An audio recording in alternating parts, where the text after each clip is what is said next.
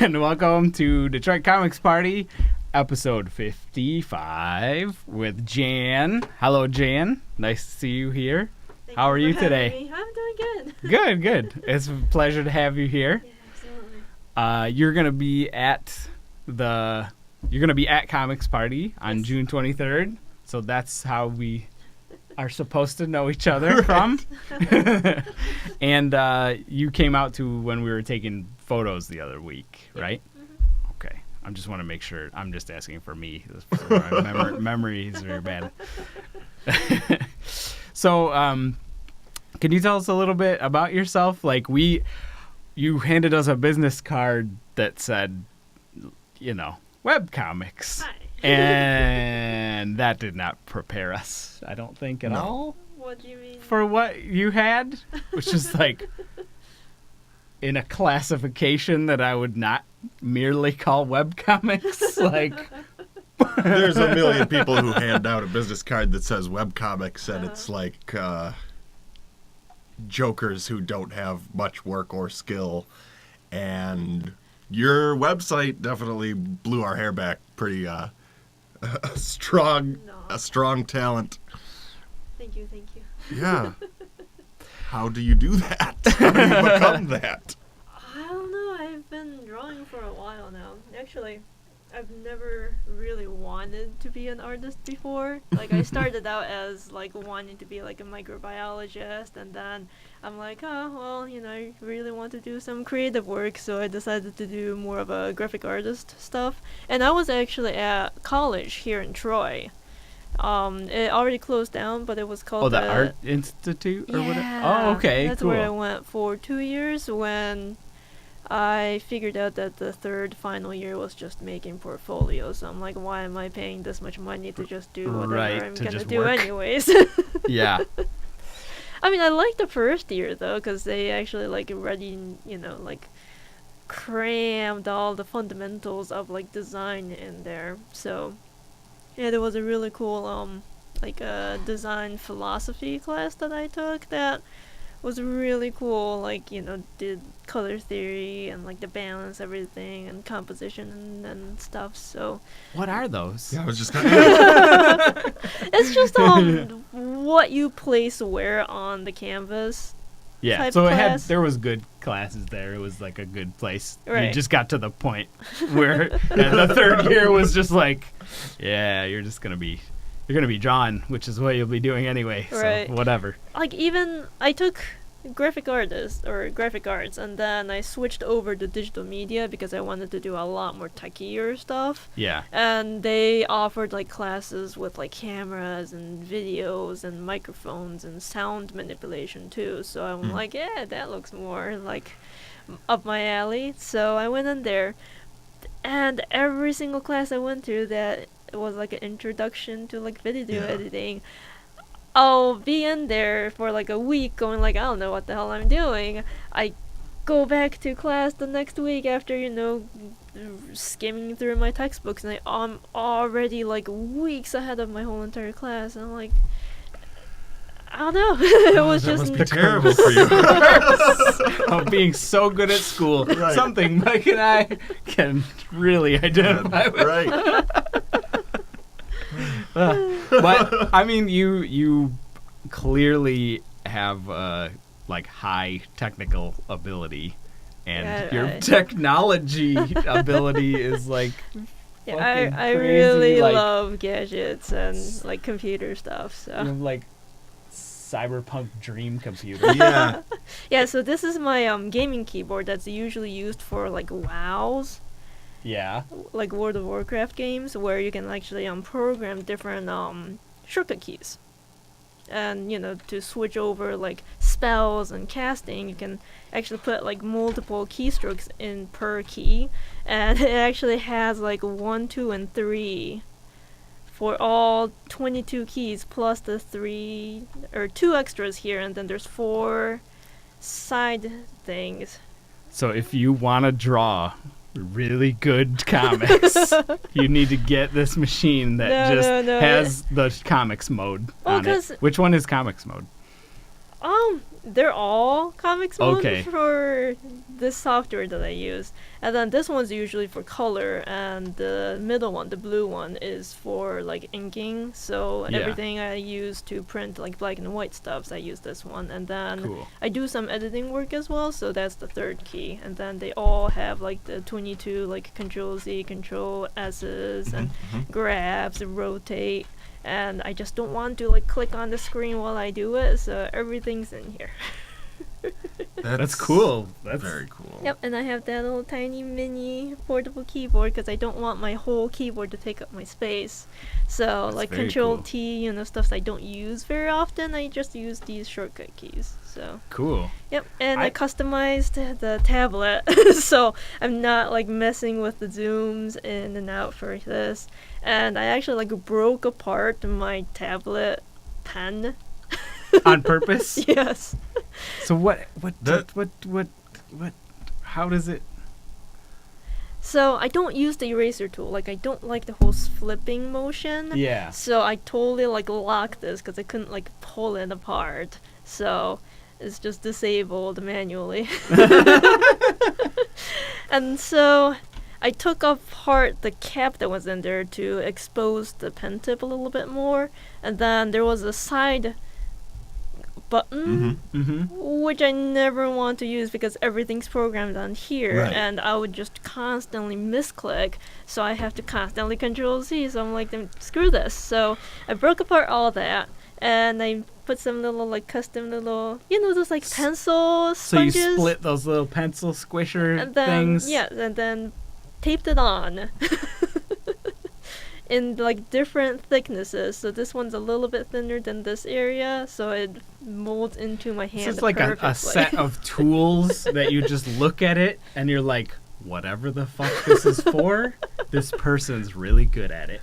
Like they clearly have a well-honed workflow that makes no sense to me at all. I love to see that though. And Me I too. think we were talking about like the photographer who isn't necessarily a photographer but is like a DSLR purchaser. Yes. Like I feel like I see a lot of people who like bought the coolest camera and now they're instantly a photographer, or bought the coolest MacBook Pro and now Right. are instantly some sort of tech thing. What I love more than anything is to see customized tools or technology bent to a person's very particular use Right, or because need. I've been using this for about 4 or 5 years now, a little bit more, and then this is old Intuos 3 that you can't even get anymore because they just stopped making it, and they don't even make these little the plastic coverings anymore, so I don't want it to get scratched. Oh. That's why I have this paper just taped on okay, it. so you're not actually drawing anything on the paper. It's just so that you have a surface, Right, like in right. between. Cool. Yeah, Could you show us a little bit? absolutely. I mean, I want to talk to you about theory and stuff like that, but I think like it would be awesome to just see this working. Yeah, and yeah. See you doing absolutely. your thing. Should we try this here? Yes. I don't know what to draw though. Do you guys have any suggestions? No, I We hate need a drawing. new we need a new poster. You could just draw our Right. heads. Do you want it like black and white or Sure. color? Because I have like completely different like sets. Oh, when you do the black and white, you got the awesome halftone style. Yes. Yeah. Oh, that's Okay. my favorite thing.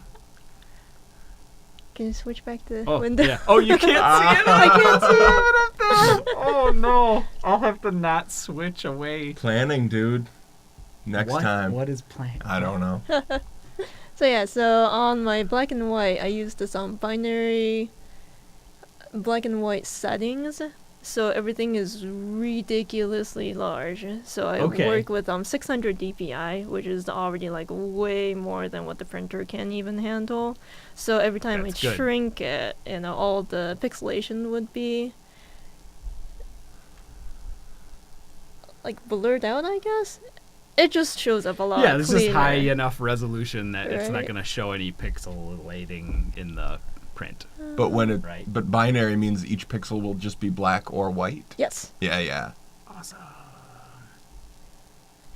Yeah, because I tried to like using just a regular like Photoshop pencil tool, and it left some like gray areas around it, and I thought it's gonna shrink, so it's not gonna.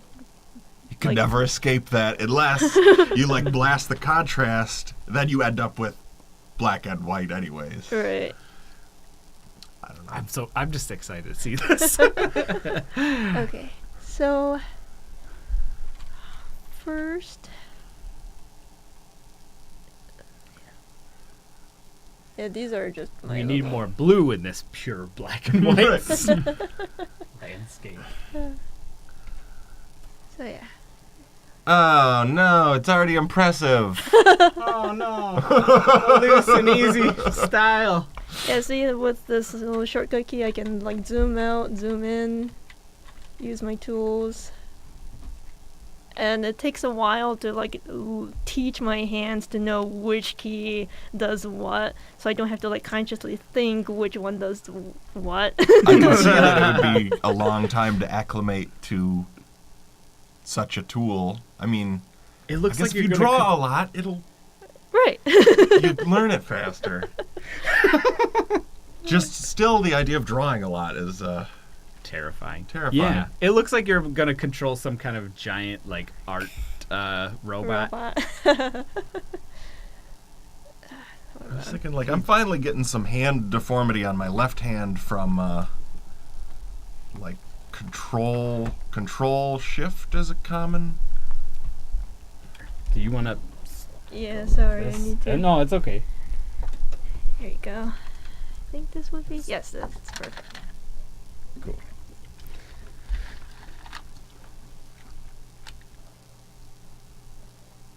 No one can see this, but Jan is drawing this by looking at a screen that's like 10 feet away on the wall. And if we cut away to a different camera, she loses the screen that she can draw. We did such a good job. But, like, live stream of drawing is a thing Yeah. that seems to get. There's a community of that. Lag.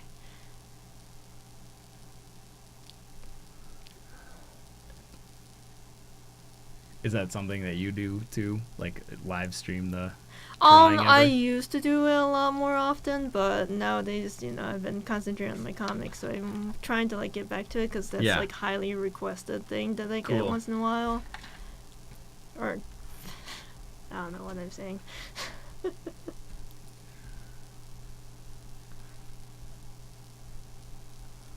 Yeah, there's a slight lag because I'm connected to a different screen, I think. Sorry, any lag is probably our fault.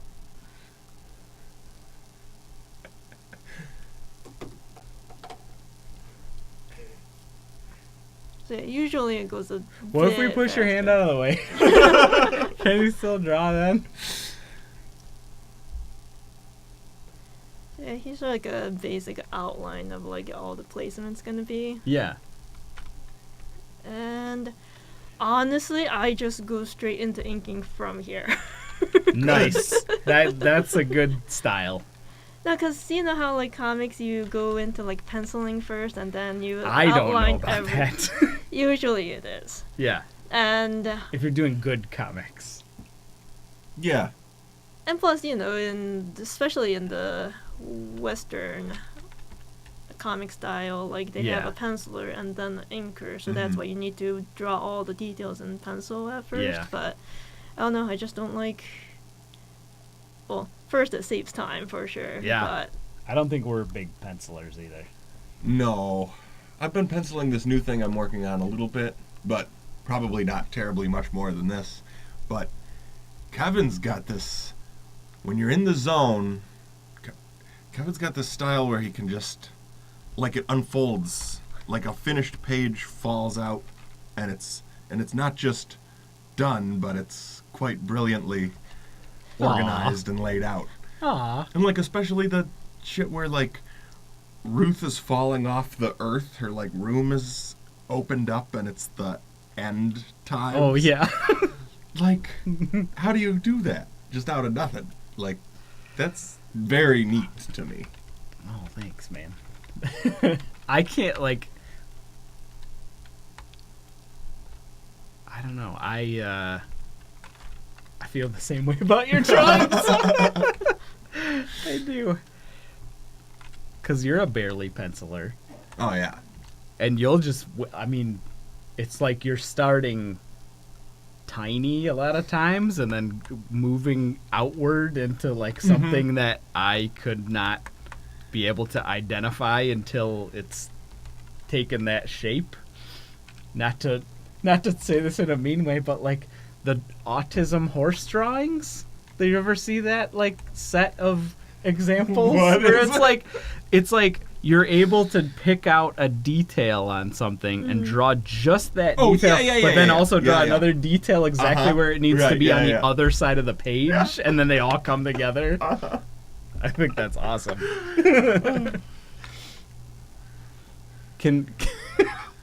Oh my gosh! Are the thicknesses of those lines... Are those my chins?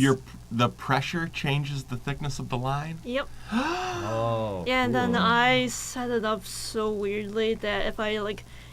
You know, sometimes other people ask me, like, yeah, can I have your tools and your settings so I can draw like you? I'm like, go right on ahead and see what you can do. And then most of the time I get like, oh my gosh, I tried using your tools and it makes no sense. I'm like, no. Why did you make me do this?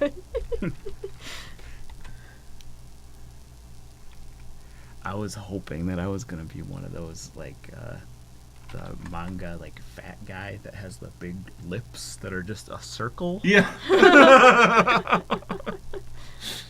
Yeah, kind of like this. Yes! Done and done. Yes. Sometimes there's a little, like, pucker thing in the middle that kind of makes it look like a butt, but it's like a...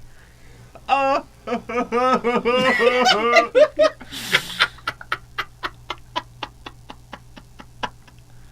I already love this. Oh my god.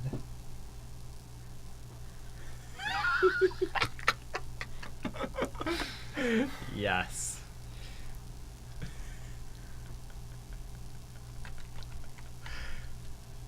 This is the best. We still have time to print more posters. Yeah, as long as it's this drawing as the poster.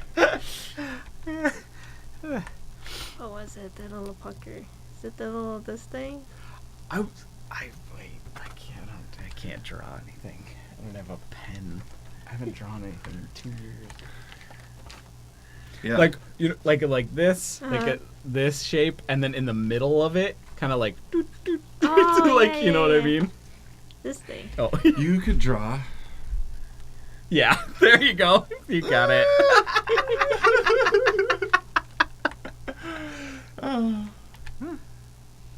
Each character has to have something that people recognize immediately, As even a in butt. profile.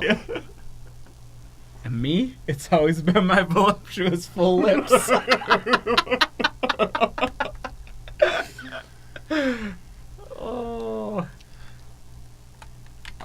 Oh my god. I feel like you've gone through many looks, where sometimes I feel like maybe that was one of your characteristics, but some of my favorite times with you were like, where I feel like we had like the pale, thin, white lips of somebody who's like almost drowned. But like for days. Malnourished, like monster people. Yeah. Nothing was full then.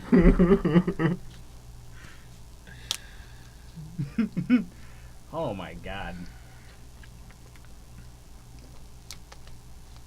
If you can't see this at home, Jan did the pencils and then turned them off. Right.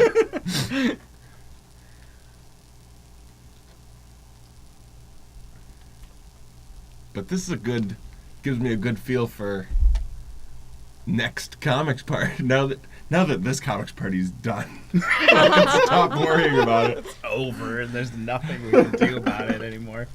Yeah. Like, so the first one, it was your lettering that did the major, I feel like the major flyer was your lettering, and then this one was the portraits, and then next year, I hate the idea of like asking somebody like, draw for free, but like everyone draws the poster. Oh yeah, like everyone draws a poster, Yeah, and then we use some of them. yeah, just like the portraits. There's 70 portraits. We Yeah. used 30 of them. Yeah. Oh my Oh, gosh. that's cool. I like that. What?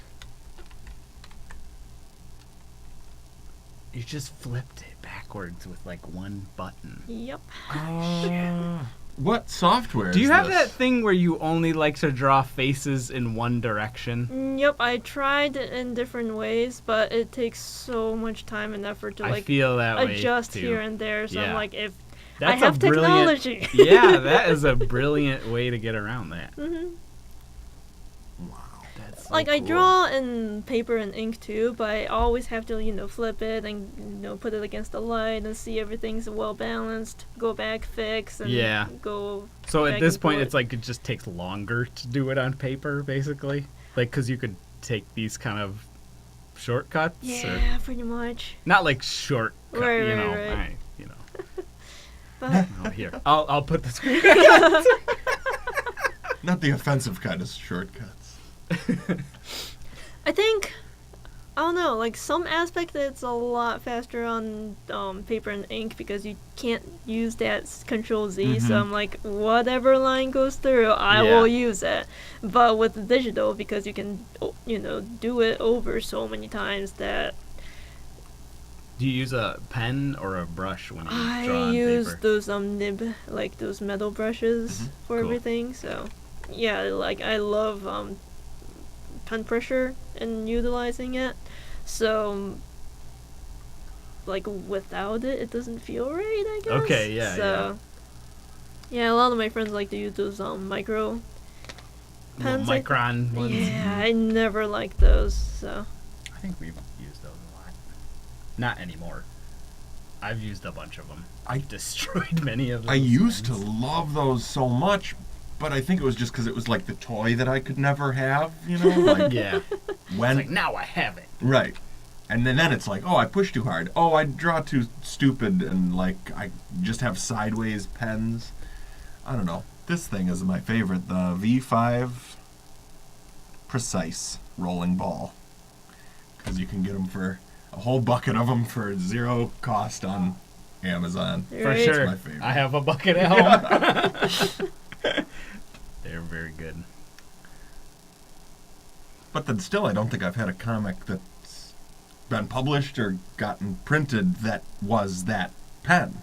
What pen is it usually then? Or there's no usually. I'm trying to think. Like I guess there is no usually because one's the Pilot.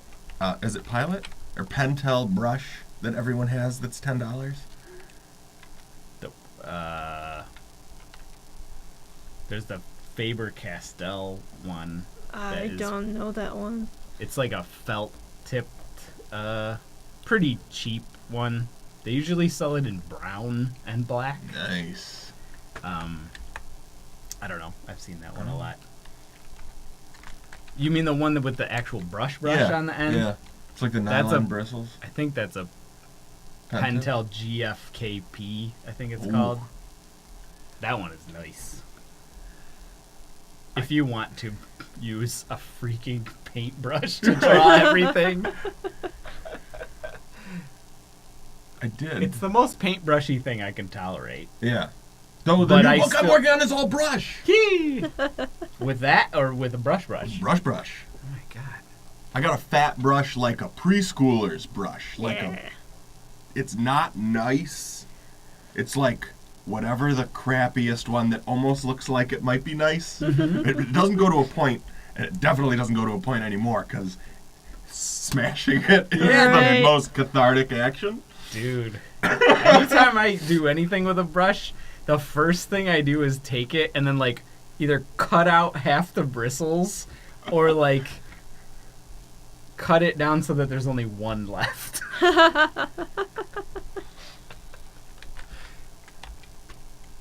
Oh my god. This is fucking masterful. This is crazy. I would be already done if it didn't have this much lag. I believe it. This is what you're doing through our shit prism of.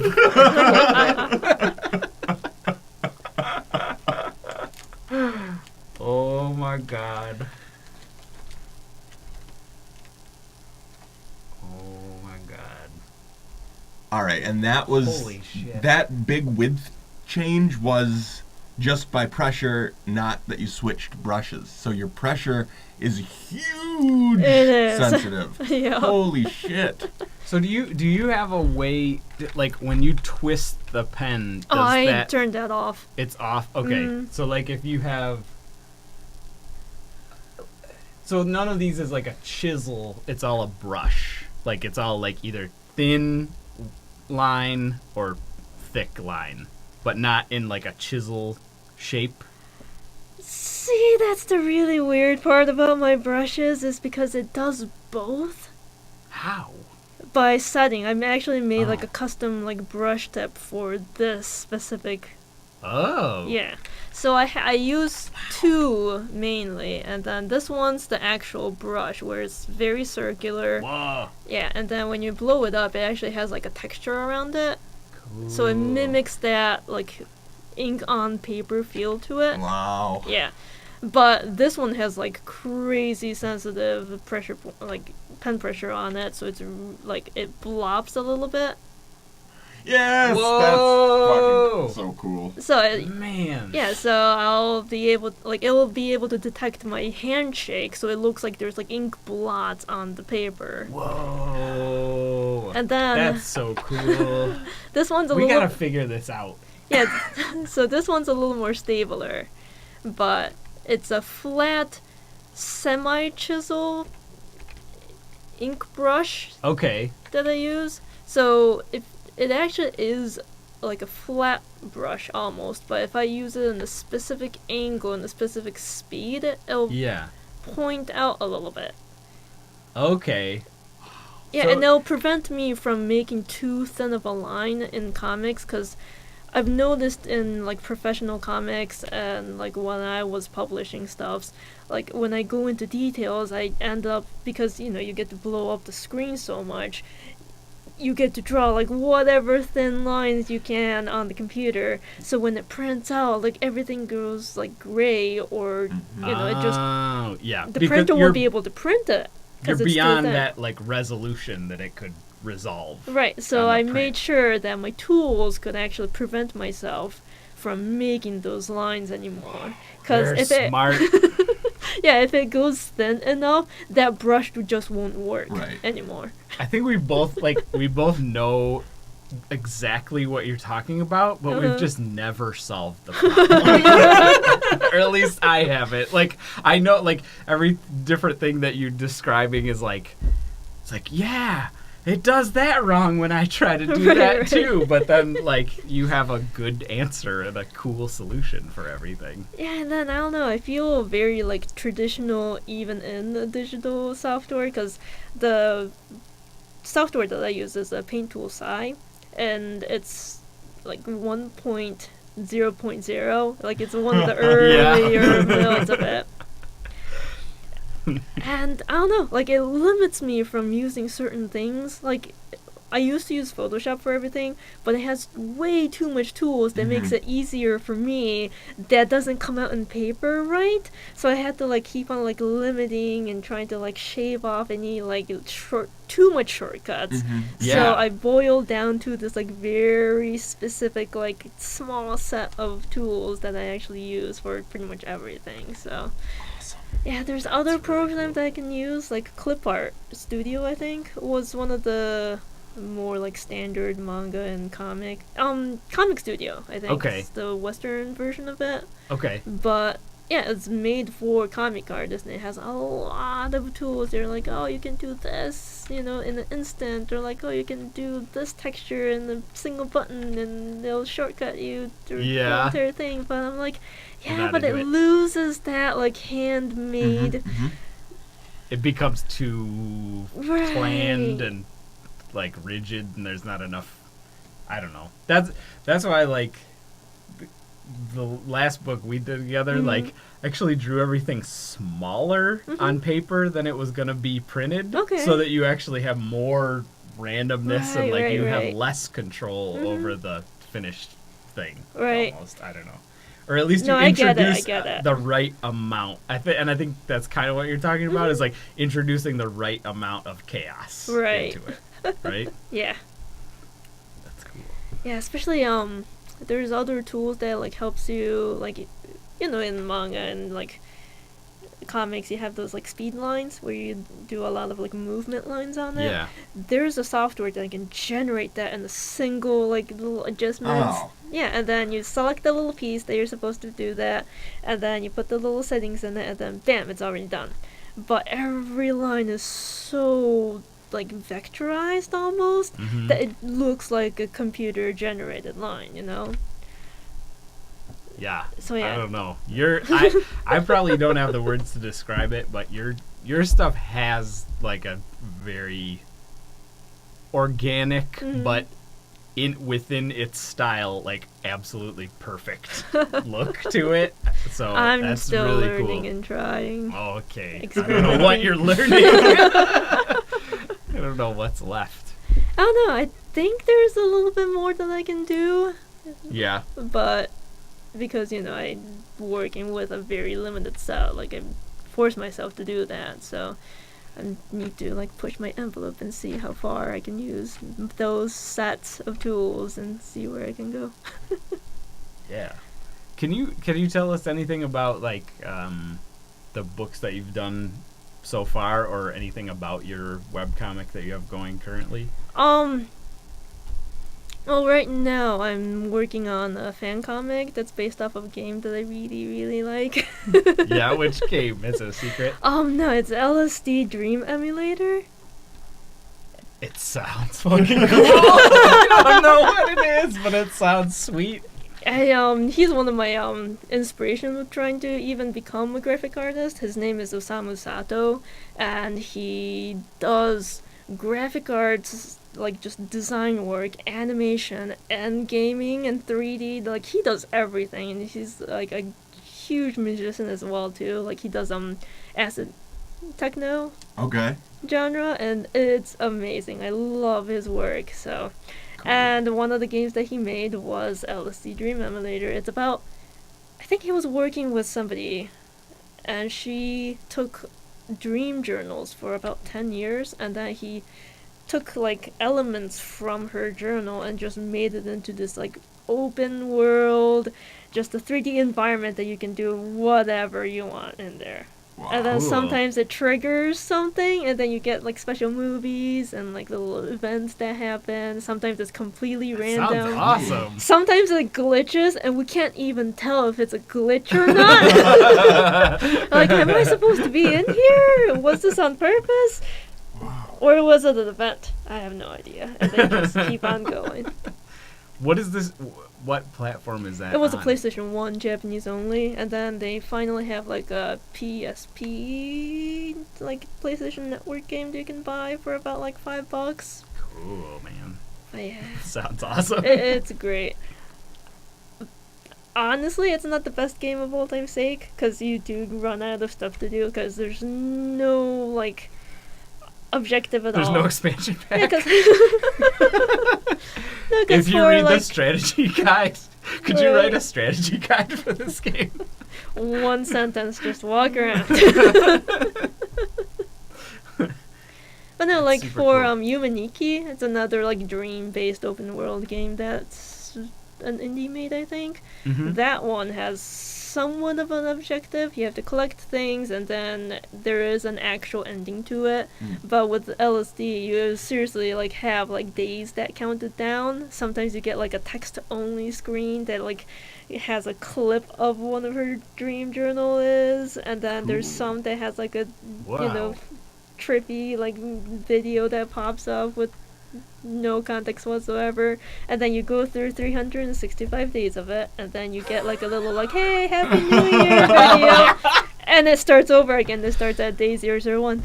Dang, that sounds super cool. It Do you have aspirations to go in those different media directions too with your stuff? Like, I know you're saying like comic is inspired by that game and that kind of like weird experimental feeling kind of. But do you want to do like? Would you like to make games or I would films love or whatever? to. Yeah, it's definitely part of the reason why I went into digital media, because I wanted to do all those other stuffs as well. Yeah. I just focused more on comics.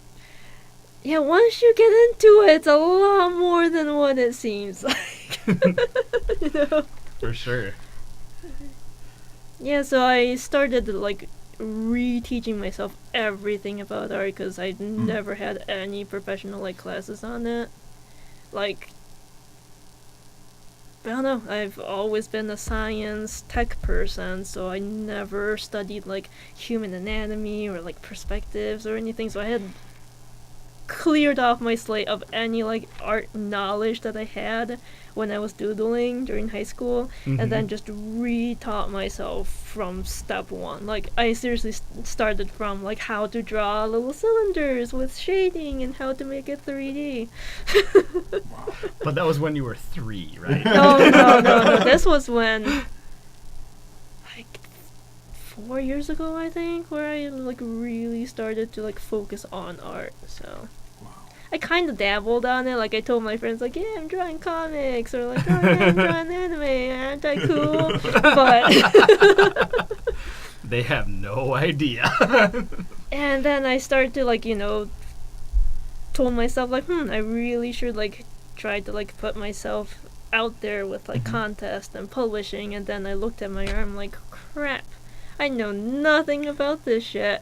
So yep, I think I filled like 2 like sketchbooks full of just drawing fundamentals.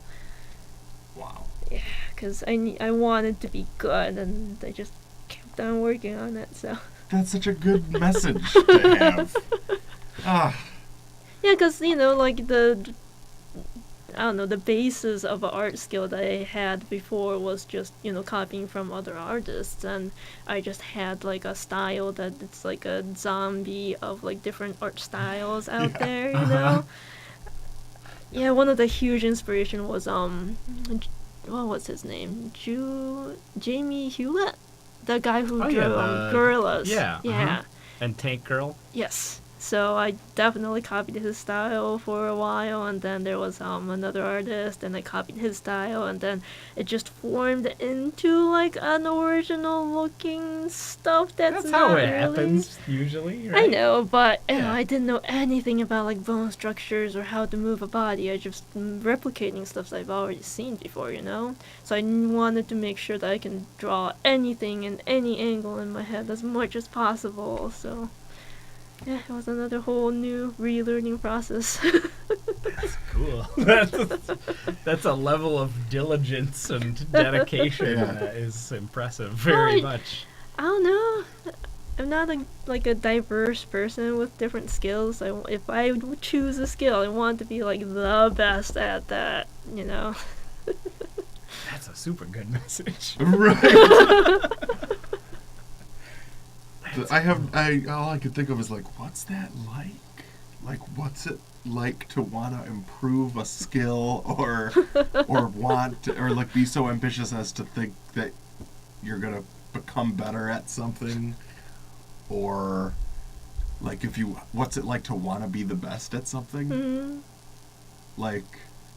And it has some downfalls though, because last year I could not like draw for a good long while because I was absolutely depressed because I went into contests and I never really like reached out, and that was my fault as well.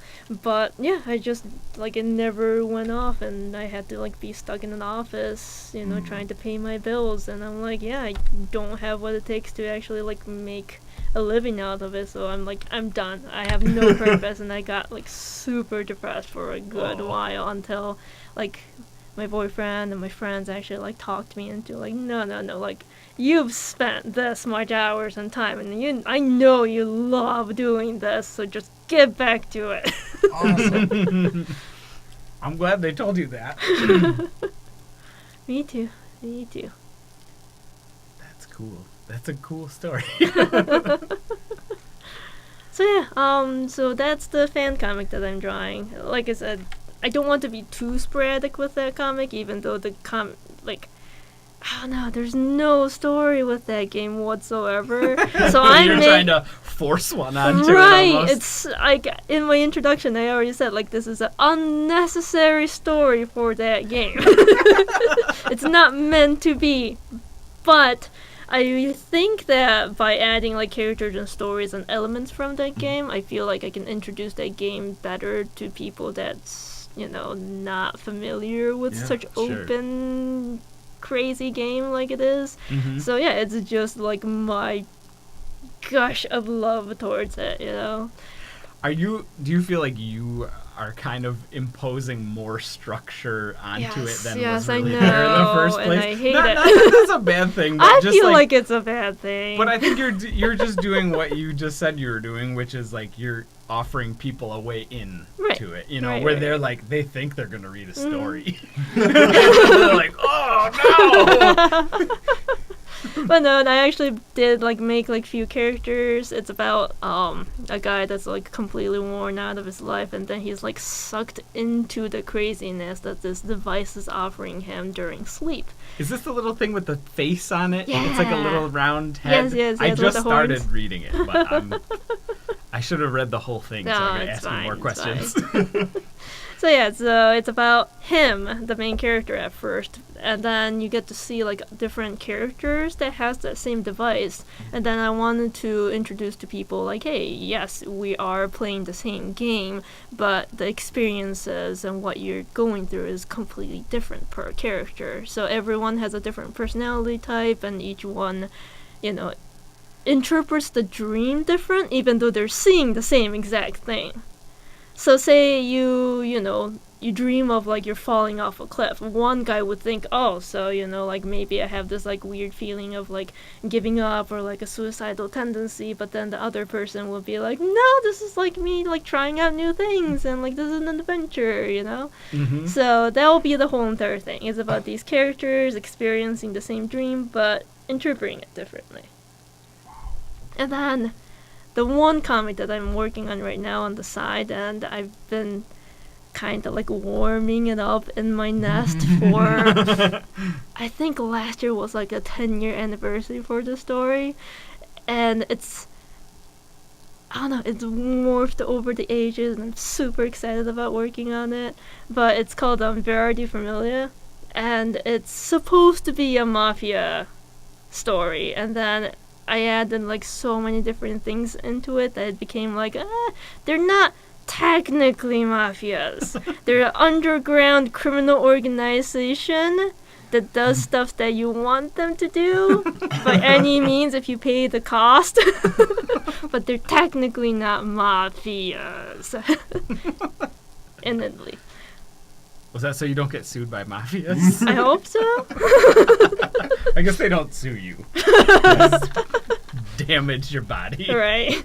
Just wear cement shoes. To bed. No, like, I don't know. Because I wanted to, I guess you can see the whole pattern of me. Like, when I go into it, I go deep into it.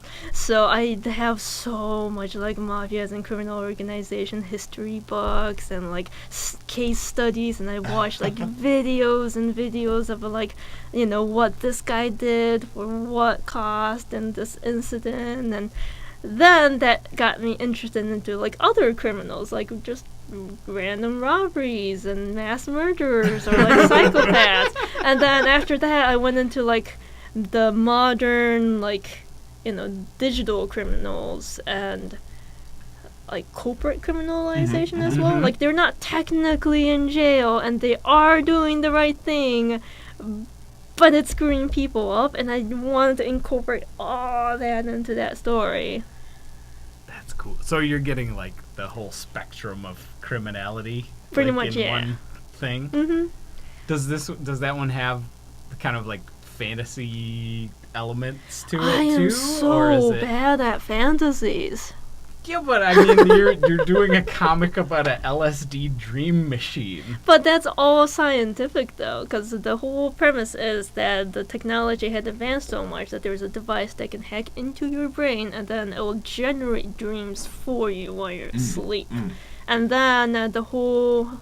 It's kind of like that Black Mirror thing where technology goes bad, and the main character starts hallucinating a little bit because of that technology is still like stuck in his brain and it's like rewriting itself. So he starts like experiencing differently to like normal stimuli. So it still has that science-y background to it, you know? I feel like you... I feel like you probably just need one science thing as your excuse to be able to write a giant fantasy thing. That's cool.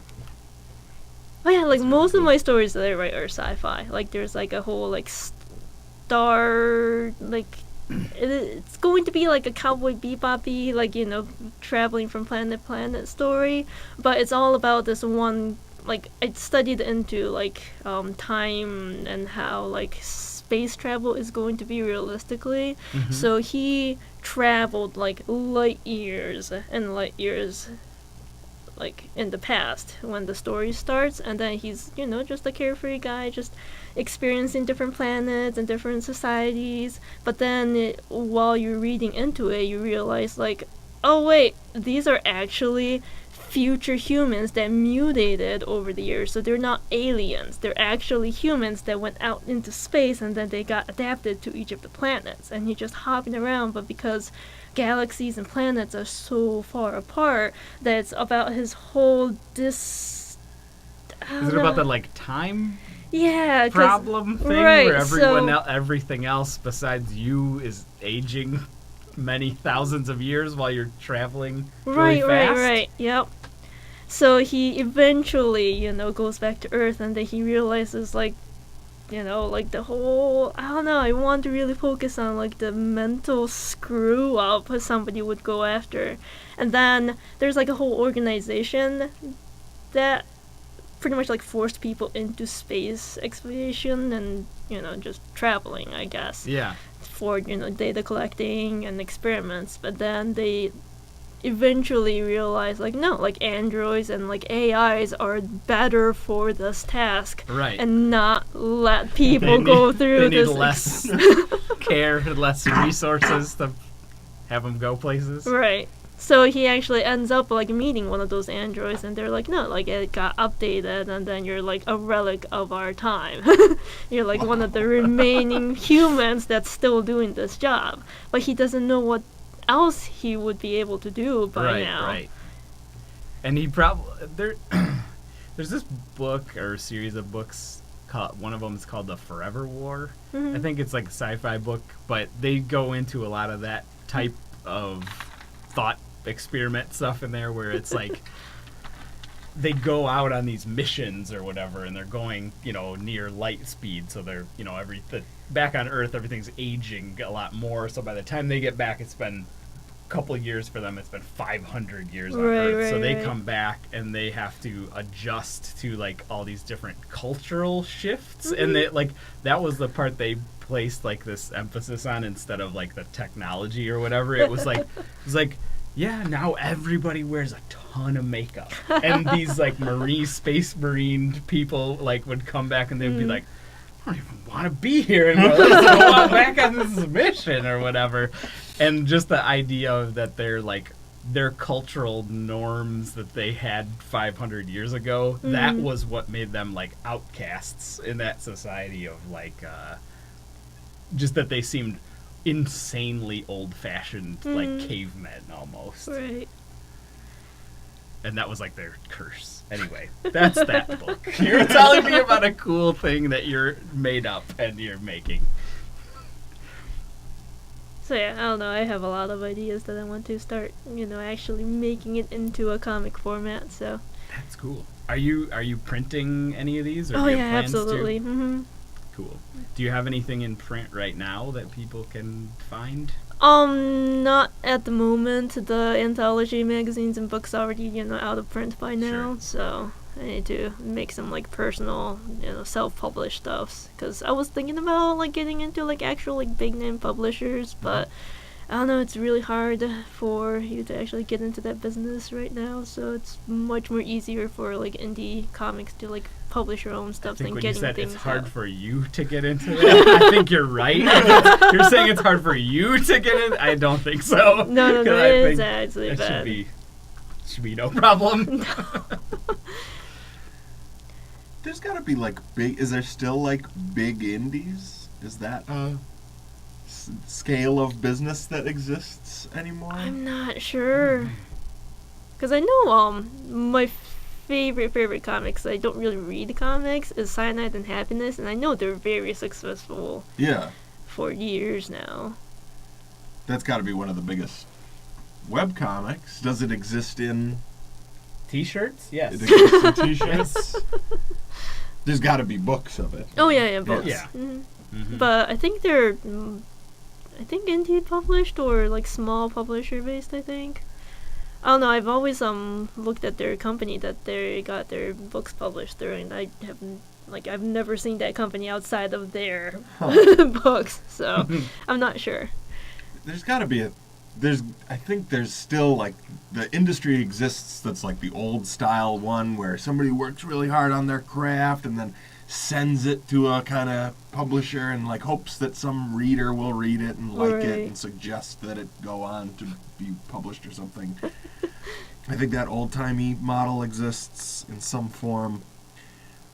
And then I feel like the webcomics model is like get big as fuck on the internet and then Sell T-shirts. Then sell T-shirts, but like then really self-publishing makes sense. Right. Like where you just Because you bear have all an the- audience who actually wants it already. Yeah, because you know you're gonna sell the books out before. Right.